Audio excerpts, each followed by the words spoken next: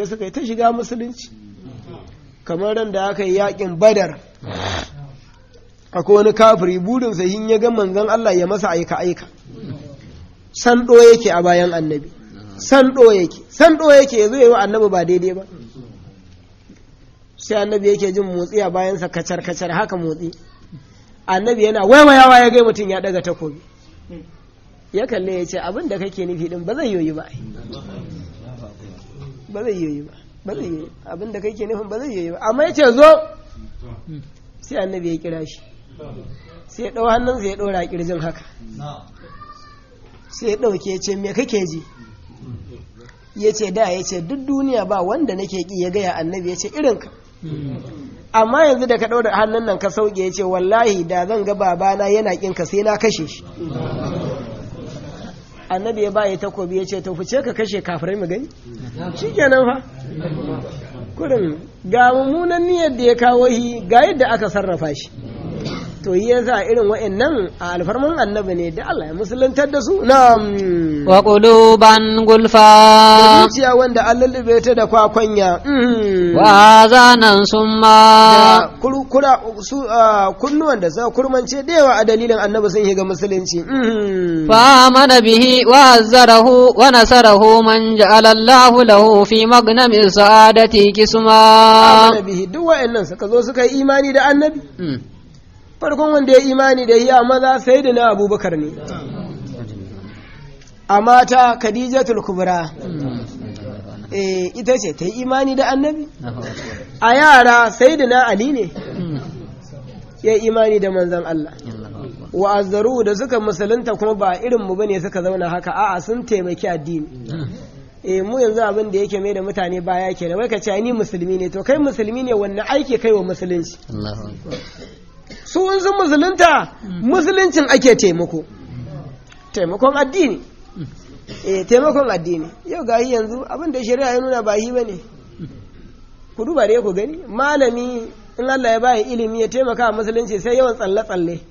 ya ce yau naje umara yau naje kaza to kuma da haka zaka je gaban Allah Allah ya baka ilimi ka sanar da wanda ba su sani ba idan Allah ya baka kuɗi kaga masu ƙaramin ƙarfi ka taimaka musu kai ma da naka ɓangaren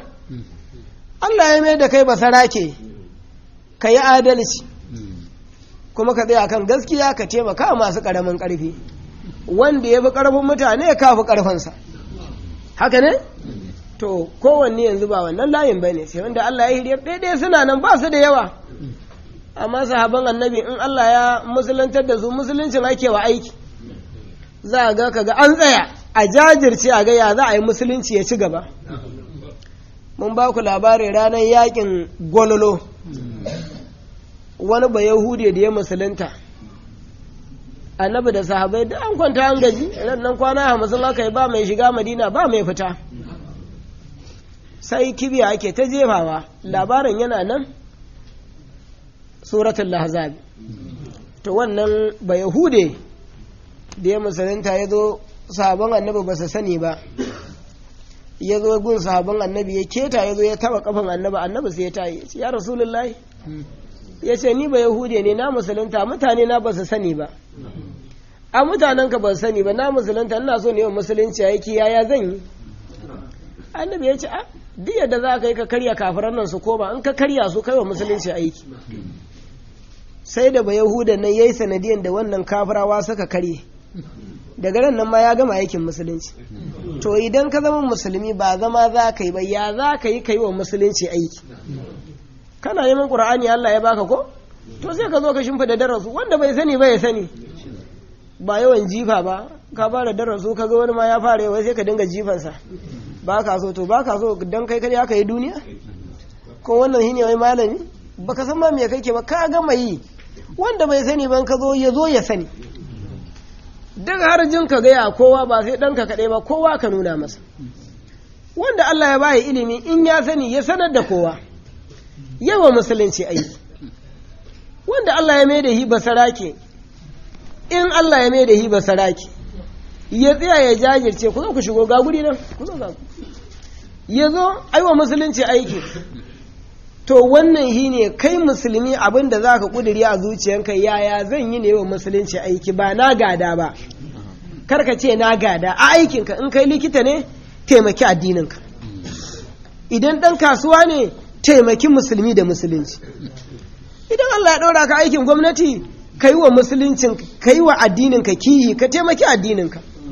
to wannan haka ake so a musulunci kowa ya yi abin da zai iya daidai gwargwado kamar yadda sahaban annabi suka yi wa nasarahu man ja'ala Allahu lahu fi magnamin sa'adati kisma nasarahu sun taimaki manzon Allah sun yi wa manzon Allah taimako amma mutum ya taimaki annabi ma kansa ya taimaka sayyidina Abubakar gaba ɗaya dukiyansa wallahi sai da ya kare a dalilin annabi ya rasulullahi gahi in za a yaƙi ya rasulullahi gahi sai da ya zama komai Khadijatul Kubra duk dukiyanta sai da ta ba manzon Allah ya kare akan taimakon addini annabi da farko yana amfani da dukiyan Khadija sai da ya kare ya komo yana amfani da dukiyan Abubakar ya kare ya fara amfani da dukiyan Sayyidina Usman ibn Affan ya buga da yake makude ne da shi to sai da dai aka ci karfin dukiyar tasa annabi ya fara amfani da dukiyan Abdurrahman ibn Auf hamshakin attajiri ne in annabi ya kalle su dadi yake ji yadda muke kallon annabi mu ji dadi la hawla wala quwwata suna kallon manzon Allah su burin su ayi maganan kuɗi kurin manzon Allah ya ce kai ya kamata za mu je gari kaza yaƙi sai Abdurrahman ya ce manzon Allah zai ci miliyan 100 yaƙin ce ko 50 ma sai ya ce a kawo 200 mana ya rasul sai ya kawo miliyan 200 a haji ya ce to kai muke jira kuɗi ya zo ya rasulullah kuma sun kawo kuɗin sai a ce fa albarkacinka ne kuma naka ne rige-rige ake yi rige-rigen ake yi innahum kanu yusari'una fil khairati wa yad'una nara gaban warhaba wa kanu lana kashi idan annabi za a je wani yakin ya kalli sayyidina Usman yazo ya gaida shi yace ya rasulullahi akwai matsalan kudi ne in yace a ba matsalan kudi sai yace a ko ba ajiye shi ko da matsalar zai taso wayannan yanzu a lahira ganin su ma ba zai zama aiki ba wai ba sai an ce ana da matsalan kudin ba kudin za a zo a ce kudi ya jira matsala ba matsala ya jira kudi ba in kana son wannan sai sayyidina Usman wata rana da ya higa kasuwa ya ga doso na inabi kun san inabi ko a Kano yana nan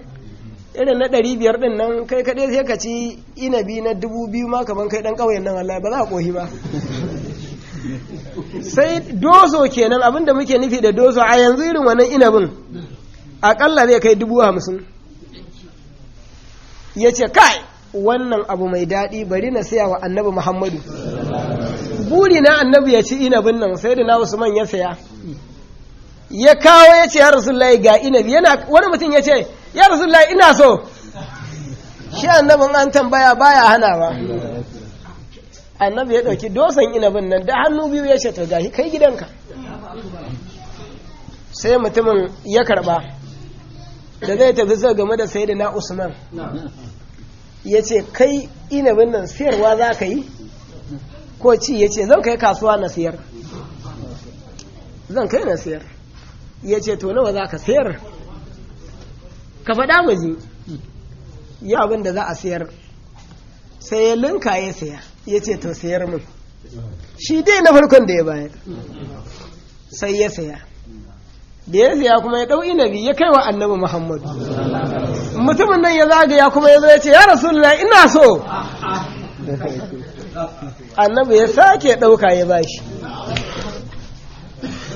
yana dawowa sa game da sai nasu mai ce za ka sayar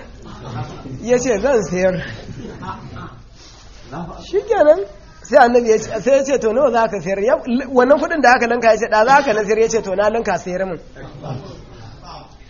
da ya sayar sai da na Usman ya kai wa annabi yana kai wa mutumin ya ce ya Rasulullahi ina so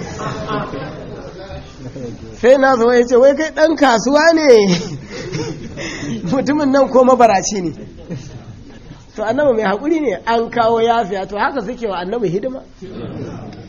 da abin da ya shafi kuɗi sai da na Usman sai ya share wa manzon Allah hawaye mu duka-duka a nan muka kawo ƙarshen wannan rahoto. Kai dai kasance da tashar Hausa Media Cycle domin samun sababbin shirye-shirye da zarar an ɗora.